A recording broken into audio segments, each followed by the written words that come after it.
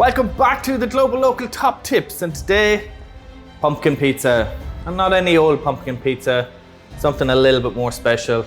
I've been asked what we can do with extra pumpkins, and I'm going to show you exactly what we can do today.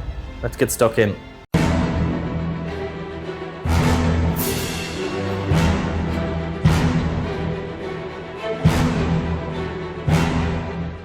Okay, to get started here with our pizza, let's get the dough started first and foremost.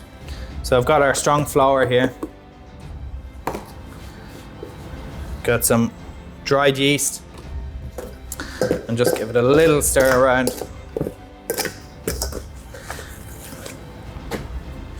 A good quality olive oil. It's always very important. And some tepid water. And of course, salt. Now I'll put all these ingredients on the link below. So you're just going to mix it all up.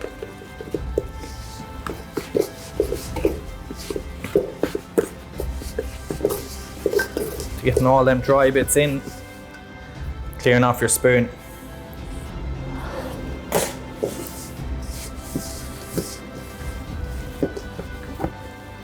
Just giving it a good knead just to bring it all together. Activate that gluten.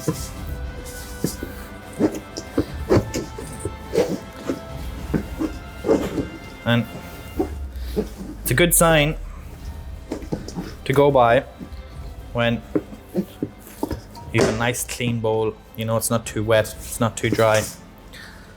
Put it in a warm place to prove, about 20 minutes. Now, while we're waiting for our dough to do what it does, I just want to get my pumpkin roasted up here. This is a butternut pumpkin. I've washed it, but I want to leave the skin on because I feel the skin is really, really nice in a pizza like that on a in a butternut. If it was a Japanese pumpkin, it tends to be a little bit tougher. So I'm going to leave the skin on because it crunches up and it has a chewy texture to it when it caramelizes.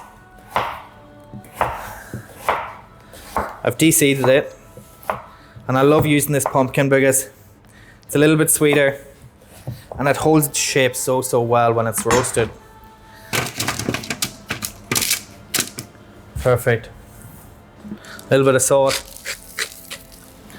a little bit of pepper, and you'll notice that I'm not putting any oil on it. I just want to roast it dry in the oven 15 minutes.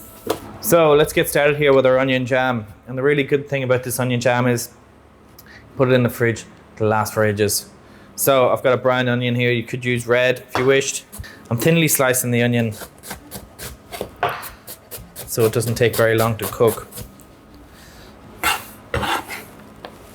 Straight into my pot.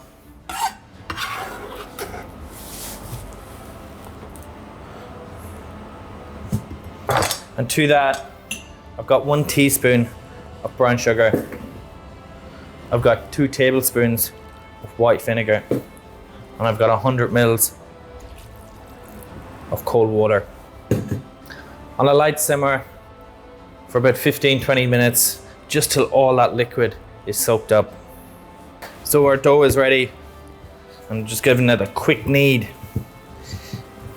You can feel that dough starting to change straight away. It's still beautiful and soft, but it's developing a stretchier texture to it. Bring it into a bowl, just a little bit of flour, and then just push it down with the heel of your hand. I worked with a chef many years ago, and I have to admit, he wasn't good at many things, but my God, he could make a good pizza, and he showed me a few tips. So I've got my dough, I've got a bowl here, and I'm just gonna wipe my hands all over it, and just gives it a little bit of flour. Put my bowl down, put my dough directly on top, and I'm basically just gonna press that dough around the bowl, just making sure that it's kept relatively even, but I want a bigger crust here in the end. And what this does is it just stretches out the pastry, which really helps when it's in the oven. Secondly, it gives you a uniform shape. Then I've got my tray here and I've just lightly greased it, and I just let it fall back then onto the tray again.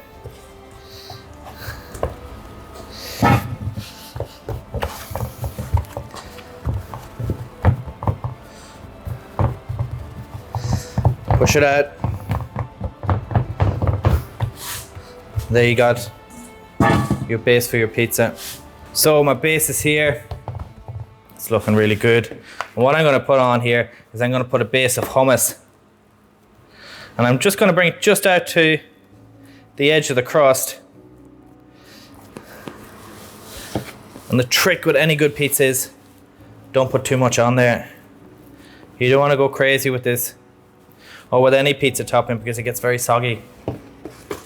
To that, I'm going to add my roast pumpkin.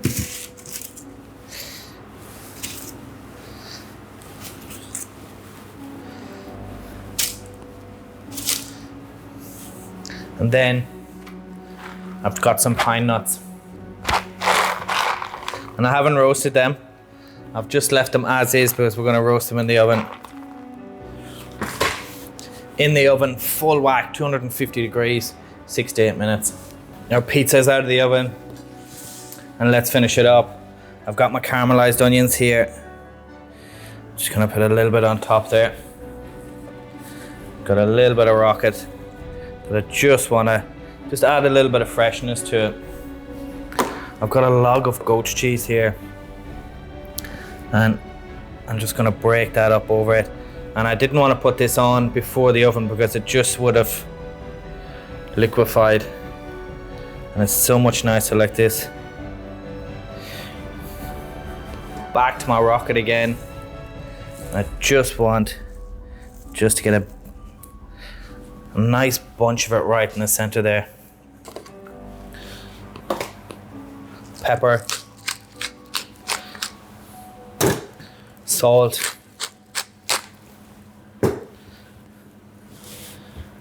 And a good olive oil.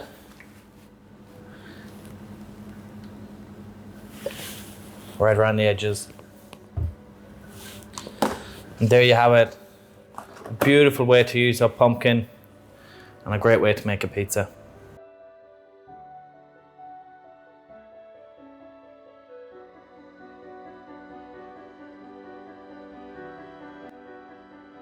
If you enjoy our videos and you'd like to support us in the future, please consider joining our Patreon group. There's some awesome extras, Q&A sessions, our upcoming cookbooks, and some unseen videos. Well, there you have it.